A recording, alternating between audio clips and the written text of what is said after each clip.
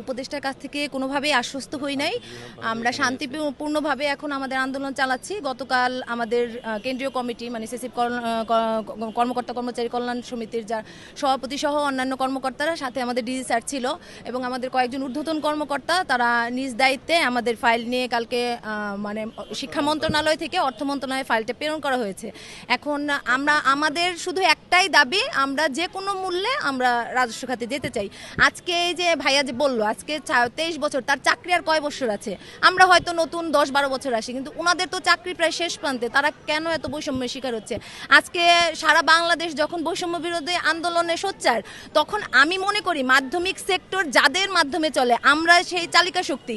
আমাদের যে কত বড় বৈষম্যের শিকার আজকে বিগত 22 বছর ধরে আমরা হয়ে আসছি, এই বৈষম্য আর কোনো সেক্টরে হয় নাই। তো আমাদের এই বৈষম্য থেকে আমরা পরিত্রাণ চাই। আমাদের শুধু একটাই দাবি যে আমরা যে কোনো মূল্যে রাজস্ব খাতে যেতে চাই। আমরা সকল কিছু আমরা কোনো আউটসোর্সিং লোক না, আমরা নিয়মিতভাবে যেভাবে পরীক্ষা দিয়ে আসতে হয় নিয়োগ বিজ্ঞপ্তির মাধ্যমে, পরীক্ষার মাধ্যমে আমরা সমস্ত সরকারি যেভাবে নিয়োগ পরীক্ষা হয় সেই প্রসেস করে। আমি যেহেতু টেকনিক্যাল একজন পার্সন, আমি পিএসসির আদলে আমাদের প্রোগ্রামিং টেস্ট পর্যন্ত দিতে হয়েছে, তারপর ভাইবা দিয়ে আমি এখানে প্রতিযোগিতামূলক পরীক্ষার মাধ্যমে আমি আজকে এসেছি। আমি এর আগে চাকরিতে ছিলাম, আমি সফটওয়্যার ইঞ্জিনিয়ার ছিলাম, 5.5 বছর জব করছি। আমি বাচ্চাদের সাথে বা শিক্ষা সেক্টরে কাজ করতে চাই বিধায় আমি আমার জবকে সুইচ করে এসেছি। আজকে আমি যদি সেখানে থাকতাম, আজকে আমার 12-13 বছর অভিজ্ঞতা হয়ে যেত। আমার যে মেধাটা ছিল সেই মেধাটা আমি আজকে 8 বছর ধরে সেসিপকে দিচ্ছি। অবশ্যই গাফলতি আছে। তাদের গাফলতির একটাই কারণ হলো যে প্রজেক্ট যতদিন থাকবে তাদের পকেট গরম হবে, এটা আমি সবাই ভালো করে জানি। যখন আজকে 4.5 বছর আগে আমাদের প্রত্যেকের বাই নেমে জনপ্রশাসন যখন আমাদের নামে পদ সৃজন করে দিল, আজকে 5.5 বছরে কেন আমরা রাজস্ব খাতে যেতে পারলাম না? অবশ্যই আমাদের অথরিটির গাফিলতি আছে। আমরা এটা সবাই জানে যে যখন যেই সরকারি থাকুক তাদের কিছু লোক থাকবেই, ভবনে থাকুক মিনিস্ট্রিতে থাকবেই, তাদের সেই লোকগুলোর জন্যই আমরা প্রতিনিয়ত বৈষম্যের শিকার হয়েছি। আমরা এখন আশা করি যে এই বৈষম্য বিরোধী ছাত্র আন্দোলন যে পথটা তৈরি করে দিয়েছে এবং মিডিয়া কর্মীদের মাধ্যমে আমরা যে কতটা বৈষম্যের শিকার হয়েছি বিগত 22 বছর যাবত, এবং আমাদের ন্যায্য দাবি আমরা সকল কাজ করছি। আজকে আমরা চলে আসছি, আমাদের 25টা থানা মাধ্যমিক অফিস তালা দেওয়া আছে। আজকে আমাদের উপজেলা মাধ্যমিক শিক্ষা অফিসার একা রাজস্ব, সে শুধু ওখানে বসে আছে।